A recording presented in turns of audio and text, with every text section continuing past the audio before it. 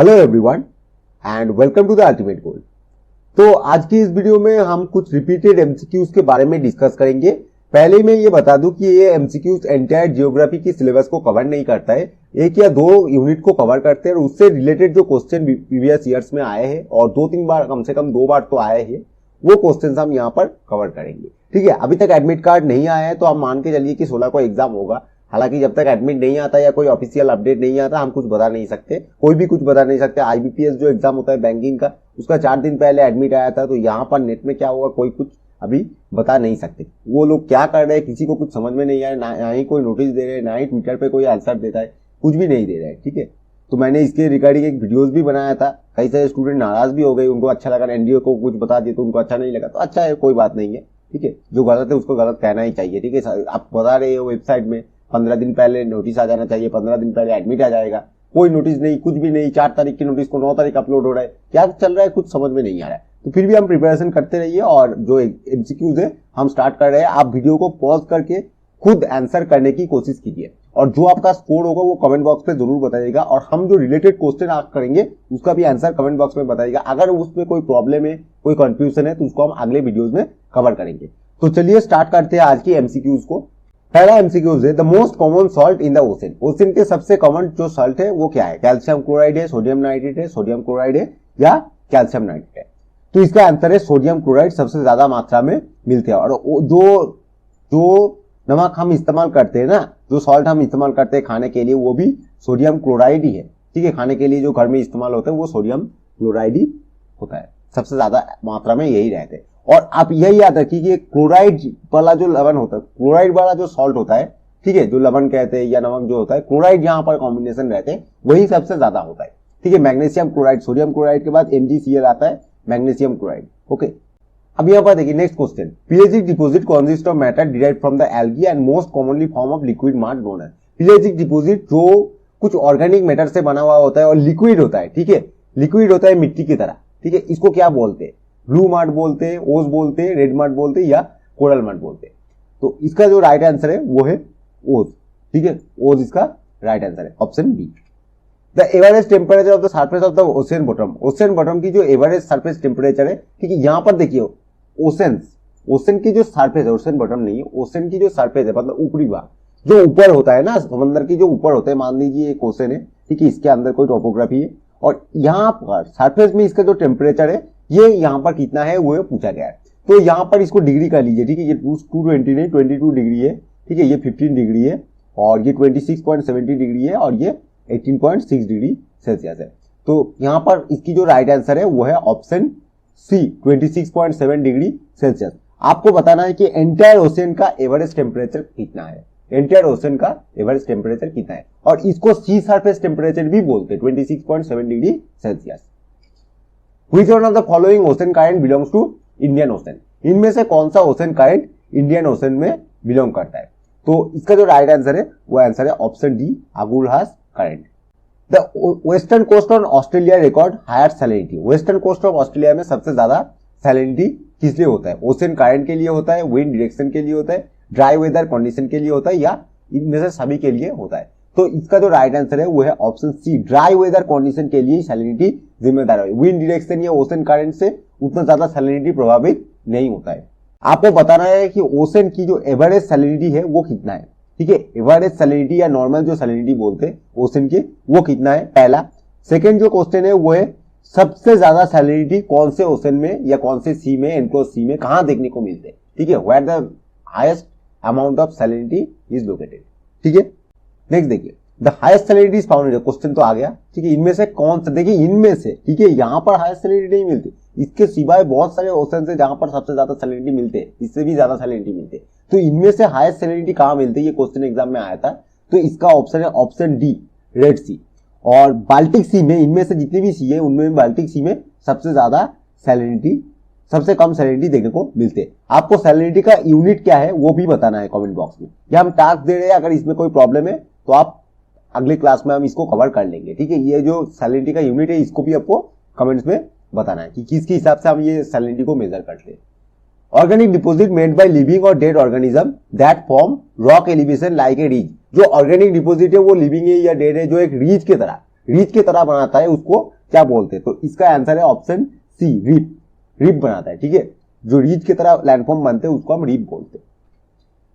Which one of the following statement about salinity? salinity से related ये कौन सा स्टेटमेंट सही नहीं है? salinity is directly related to precipitation.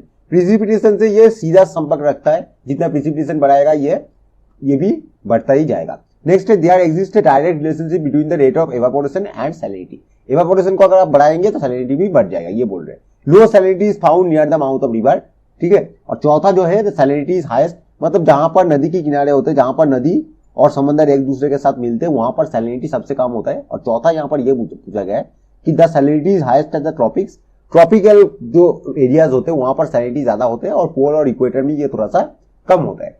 तो इनमें से देखिए ये ऑप्शन ए जो है ये हमारा सही आंसर है, और ये सैलिनिटी प्रिसिपिटेशन से डायरेक्टली रिलेटेड, ठीक है, ये इनवर्सली रिलेटेड है। मतलब अगर आप प्रिसिपिटेशन बढ़ाएंगे सैलिनिटी घटेगा, और अगर प्रिसिपिटेशन को घटाएंगे सैलिनिटी बढ़ेगा, ठीक है। क्योंकि देखिए प्रिसिपिटेशन में जो वाटर आते हैं, ठीक है, जो क्लाउड्स होने के बाद जो वाटर होते हैं, प्रिसिपिटेशन में जो रेन होता है, रेनफॉल होता है, उसमें जो वाटर होता है उसमें सैलिनिटी बहुत कम होता है जो हमारे ओशन में है उनसे। हालांकि ओशन में ये सैलिनिटी कहां से आया ये बहुत बड़ा डिबेटेबल इश्यूज है। बोलते तो ये है, कई साइंटिस्ट ये बोल रहे हैं कि जो नदी है वो जो रॉक्स को लेकर आते हैं, रॉक्स को फ्रैगमेंट बनाते हैं और उनको लेकर आते हैं, वहां से सैलिनिटी आते हैं। कोई बोलते हैं वोल्केनिक डिपोजिट से आते हैं। तो इसका अभी तक कोई हार्ड एंड फास्ट कोई प्रूफ अभी तक मिला नहीं है, लेकिन फिर भी ये माना जाता है कि जो रिवर लेकर आते हैं उसी में सैलिनिटी होता है। फिर भी जहां पर रिवर और समंदर एक दूसरे के साथ मिलते हैं वहां पर सैलिनिटी कम देखा गया। तो ये काफी डिबेटेबल इशू है कि सैलिनिटी आता कहां से है। नेक्स्ट देखिए, the origin of the ocean current is related to. Ocean current की ओरिजिन किससे रिलेटेड है? ग्रेविटेशनल फोर्स से रिलेटेड है, विंड से रिलेटेड है, सैलिनिटी एंड डेंसिटी से रिलेटेड है, और ये चारों से रिलेटेड है। तो इसका आंसर है ऑप्शन डी, चारों से ही रिलेटेड है। देखिए यहां पर विंड एक फैक्टर है, ग्रेविटेशनल फोर्स भी एक फैक्टर है, और सैलिनिटी और डेंसिटी भी फैक्टर है। हाई डेंसिटी एरिया से लो डेंसिटी एरियाज में ओशन की करंट जाती है, ठीक है। लेकिन ये जो चारों ही यहाँ पर सही है। एक साइंटिस्ट एक व्यूज दिया है ओरिजिन ऑफ ओशन करंट से related. The temperature that provides favourable ecological condition for riving of coral reef. Coral reef को बचने के लिए इनमें से कौन सा फेवरेबल टेम्परेचर है? तो इसका आंसर है लेस देन 10 डिग्री सेल्सियस, या 10 डिग्री से 15 डिग्री सेल्सियस, या 15 डिग्री से 20 डिग्री सेल्सियस, या 20 डिग्री सेल्सियस से ज्यादा। तो ऑप्शन यहाँ पर डी हमारा यहाँ पर राइट आंसर है। और इंडिया के जो एकलौते हमारे कोरल रीफ है वो आप याद रखिए, लक्षद्वीप जो है इंडिया के एकलौते कोरल आइलैंड होता है लक्षद्वीप, ओके।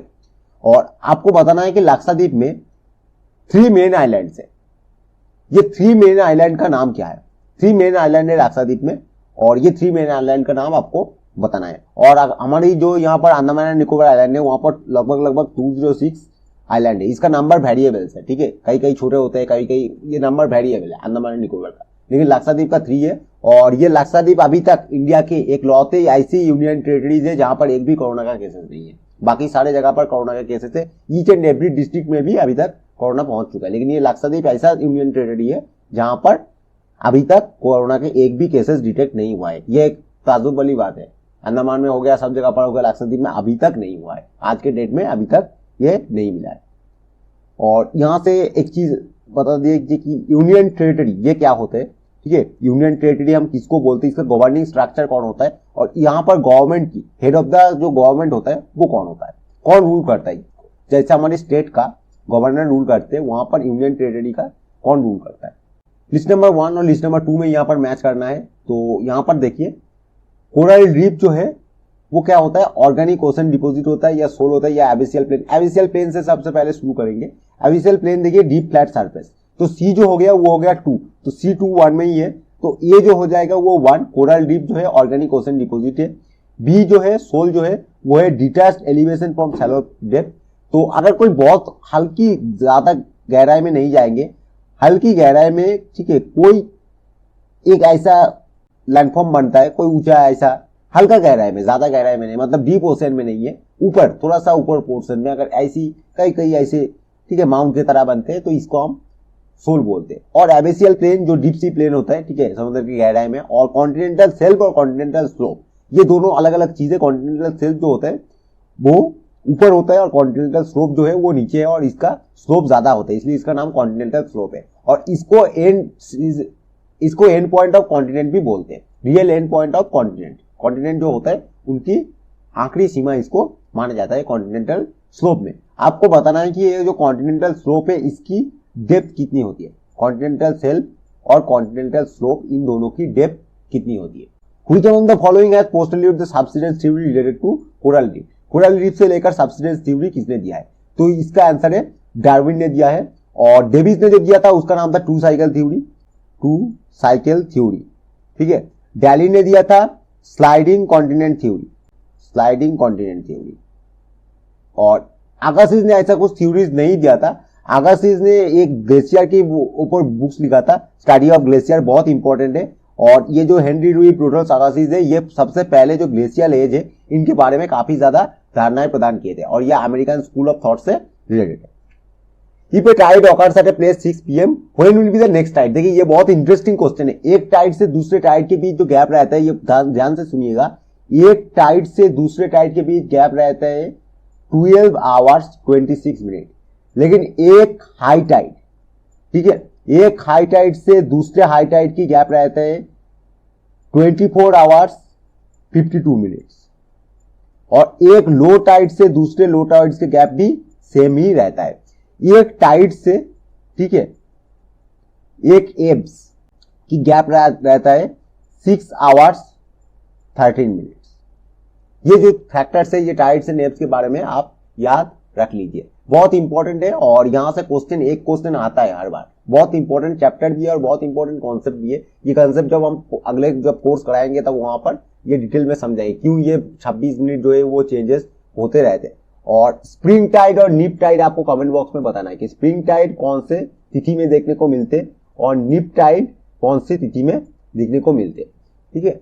नेक्स्ट देखिए, टाइड, सुनामी, गल्फ स्ट्रीम और ये लैब्राडोर है, आर है ये लैब्राडोर करंट, ये कहां पर मिलते हैं?